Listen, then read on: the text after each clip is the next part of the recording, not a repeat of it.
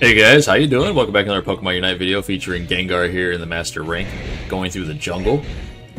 It's finally time to talk about it. The buffs have been here for a while now. Well, since the Halloween update. Gengar got his nice little buff after he hits level 5. He gets a nice, I want to say like lifesteal on his abilities. Self-sustain. I finally want to go ahead and let's go ahead and just address it. What do you guys think about it? Do you guys think it's enough for Gengar right now? Do you guys think he needs more? You guys think he's still a little bit underperforming or overperforming? What are your guys' thoughts, man?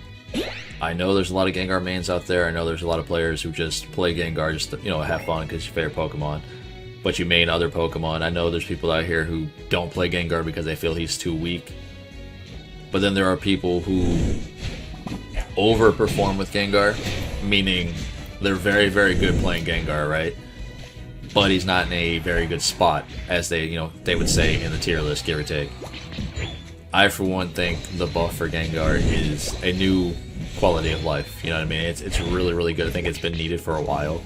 He does get a little bit of lifesteal. That's fine. I don't see why he didn't have that beforehand, personally. Especially considering how squishy this Pokemon is. Like, I think if they were to buff him in the defensive capability aspect, like a little bit of special defense, a little bit of HP, a little defense, not asking for a lot, just like, a little bit, he would be in a much better situation or position, as you would say.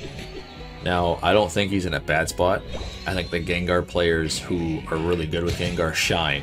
You know what I mean? More so than someone who's trying to learn Gengar or get better with him.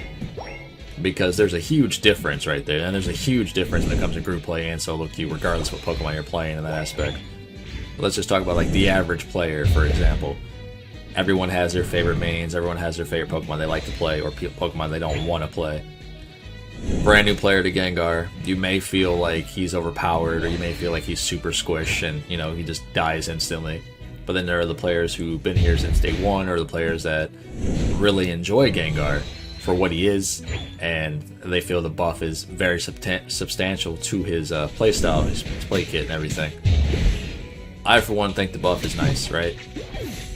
I also feel like Talonflame is like Gengar's #1 counter. He's the only Pokemon in which I actually have trouble with playing against is Talonflame. That's it. And the only reason why I have trouble playing against Talonflame is because when I hit a Dream Eater on Talonflame, I cannot target him when he's in the air.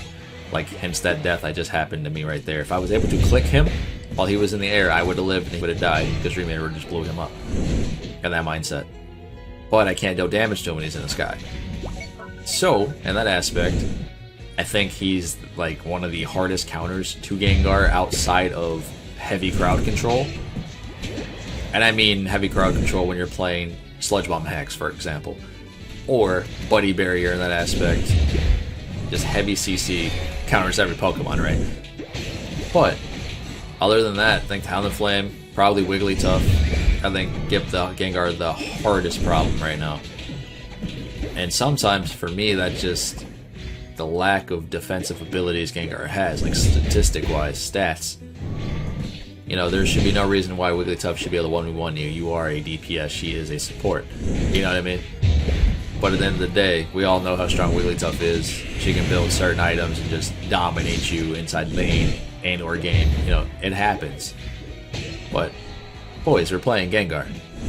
You know what I mean? I'm supposed to be this monster. I'm supposed to be a ghost who thrives in following people around in their shadow, sucking their life energy out. That's literally, that's the Pokedex entries from the older generations way back in the day. But then we get Gengar right now, the way he is. He seems like a shell, essentially. Like just complete paper. But if you play him well enough, and those of you that do play him well enough, you guys don't see an issue. I don't see an issue when it comes in terms of damage. I'm not having difficulty like staying alive unless it's like, again, a really good Talonflame player or a really good Wigglytuff. Even Lucario honestly doesn't give me trouble. And that's the Pokemon in which is very, very overpowered just since day one, to be fair. You know what I mean? You can argue that if you want, but that Pokemon has been dominating. Still is. Not that... I'm not saying he's easy to play. He's definitely not easy to play. He has a skill cap too. And I think if you're really good with, Lucario and or Gengar or, Greninja, what have you, those overpowered Pokemon, you have the right to be. Just because their skill cap is a lot higher. Whereas, like, people don't view Gengar as overpowered, you know, as much as he used to be. But, like I said, in a better skilled player's hands who is very good with the Gengar, you can make this Pokemon OP. And that's not being biased, that's just being genuine. Now, we are running Wise Glasses, we're running Shell Bell, and we're running Choice Specs on my Gengar. That's my average go-to build. And I would tell you right now that Shadow Ball Dream Eater has the highest healing right now, opposed to Sludge Bomb Hex. Shadow Ball Dream Eater is a higher healing. Now, that's just solely because of Dream Eater. Dream Eater already heals you, right? But then you get the healing from the passive from level 5, and then you get the Shell Bell on top of that. Statistic-wise, stat, Gengar gets more healing through this build than he does with Hex Sludge Bomb. Now, you also gotta keep in mind, your argument could be, but you can spam Hex. You can spam Hex, but one Dream Eater versus Hex, you still heal for more with the Dream Eater. Wanna know why? Because that damage is guaranteed to go through, unless, i.e. a Buddy Barrier or Talonflames flying in the air, you're guaranteed that damage with Dream Eater. You also are not guaranteed that damage with Hex Sludge Bomb. Why? Because the instant you actually decide to jump in, and let's be honest, all Gengars have that same syndrome that play Hex Sludge Bomb. They land the Sludge Bomb, they're like, I gotta go in, I gotta do it, I gotta go now. They always have that mindset. And I know you guys see it. I know you guys see them in your games. You guys play against them on your team. I think almost every Gengar that plays Hex Sludge Bomb is probably almost identical. Don't get me wrong, like I said, there are some really good Gengar mains out there, some really good Gengar players. And they know their damage windows, they know their opportunity, they know how much burst damage they're going to do at every single level. I'm not talking about them people, I'm talking about the ones that are per se average, give or take, and then they like to talk bad about said Pokemon. I don't think any Pokemon is bad in the game. I think, you know, there are matchups in which that Pokemon underperforms versus other Pokemon. But still, between the two skill sets, Dream Eater Shadow Ball does more healing than Hex Sludge Bomb. You also got to keep in mind, Sludge Bomb is like a little dot, right? It does give you some nice little bit of heal. I mean, it's like a little bit, it's like minuscule. Your major heal will come from your Hex in that situation, whereas Dream Eater will give you your major heal when it comes to this moveset. But don't get me wrong, Shadow Ball does a lot of damage, right? There's a lot more than Sludge Bomb, so it does heal you significantly. Sadly enough, I could not hit that Talonflame just because his movement speed that he got from his Unite move. I could not predict on which way he was going to land or go around me. Sad, man. I wish I was able to, but I missed it. It happens, you know, guys, you know, it does happen. But in any case, for those of you that do enjoy playing Hex Sludge Bomb, how do y'all feel about that buff? Do you guys feel the buff is really good for Gengar? Do you guys feel like he still needs more? Just like, you know, probably everybody else feels like he needs a little bit more. Like I said, not in terms of damage, just defensive stats. Now, the other downside, I mean, like I said, Shadow Ball Dream Eater is a poke-oriented build, right? You sit here, you poke from afar, you decide when to go in with your boosted auto attack and your Dream Eater to secure kills.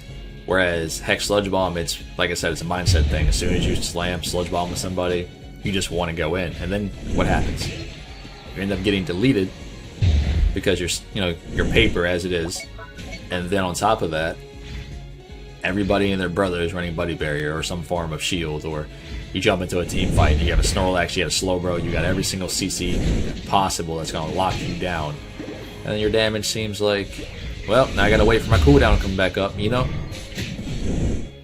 Whereas, it seems like Shadow Ball Dream Eater is more consistent to me. This Greninja, though, like, absolutely deleted him. He didn't even see it coming, man. He didn't see it coming. He was just drunk. He needs to go home. Like, he didn't even know it hit him. 2 hit. No big deal. And I think Dream Eater probably would one-shot him. Boosted auto attack, just Dream Eater. I think he did die instantly. But, man, hopefully you guys are liking Gengar's buff. Hopefully you guys are still playing Gengar. He's a solid Pokemon. He can carry you guys, trust me. It just takes practice, takes time to get used to him.